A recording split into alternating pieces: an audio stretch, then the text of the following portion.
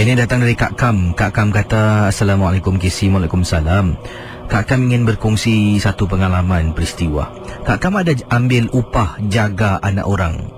Dan dulu jaga 3 budak. Tapi setelah 2 budak ni dah bersekolah, Kak Kam hanya jaga seorang budak ni yang berusia 3 lebih tahun. Memang pandai cerdik budak ni. Dan budak ini juga suka bermain bersendirian. Dia suka duduk berbual. Pada mulanya ingatkan ni macam perkara biasalah budak-budak kecil kan. Sebab sebelum ini juga dilakukan oleh 2 lagi budak yang Kak Kam jaga, kata Kak Kam.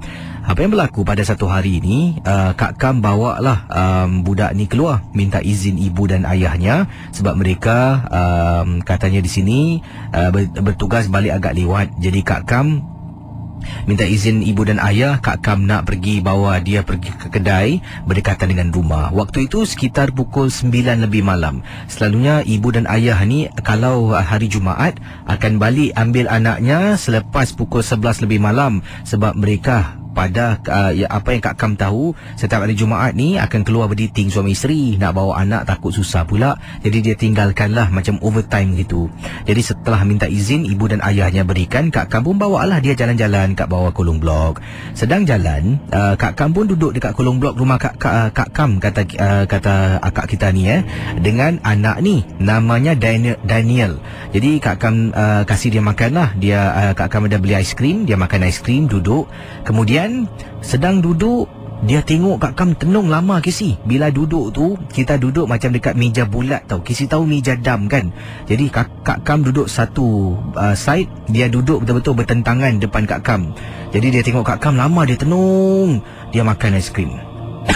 Jadi kemudian dia berhenti menitis-nitis aiskrim tu. Tanya asal tak makan. Dia tak bergerak-gerak, tengok pada sebelah kiri Kak Kam. Kak Kam tengok sebelah kiri, takut juga jeling, tak ada apa-apa. Jadi Kak Kam kata, jom bangun. Bila Kak Kam nak bangun, tiba-tiba macam ada benda, orang tarik baju Kak Kam, sampaikan boleh rasakan benda tu tarik. Jadi ini mesti ada benda tak kena, kata Kak Kam. Kakak pun bangun. Daniel, sini, ikut nenek sini.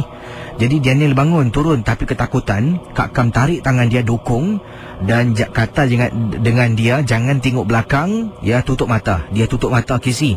Jadi sepanjang perjalanan Kak Kam suruh dia ikut Kak Kam baca. Kak Kam baca, dia ikut. Kak Kam baca, dia ikut. Sampai dalam lift. Rumah Kak Kam tingkat 10. Jadi tunggu lift turun, masuk dalam lift, tekan butang tingkat 10 nak naik ke atas. Dalam perjalanan lift naik ke atas KC, macam-macam cubaan KC. KC nak tahu, sedang Kak Kam berdiri depan pintu lift, tak berani nak ke belakang. Terasa macam ada benda yang tak kena. Bila toleh KC, rambut dia panjang mengurai sampai dekat lantai dalam lift KC. Pukul 9 lebih nak dekat 10 malam. Ternampak ada perempuan berdiri dekat belakang, kepala tunduk, rambut hitam sampai dekat lantai. Kak Kam nampak sekejap, tapi nasib baiklah Daniel tak nampak. Tapi awal tadi terasa dia nampak benda yang sama.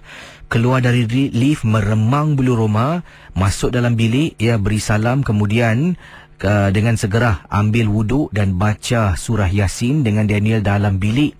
Boleh terbayang-bayang benda tu KC dalam lift. Itulah kisah yang tak dapat dilupakan. Dan memang benar kata KC awal tadi, budak-budak, anak-anak kecil ni boleh nampak benda-benda yang kita tak boleh lihat. Terima kasih.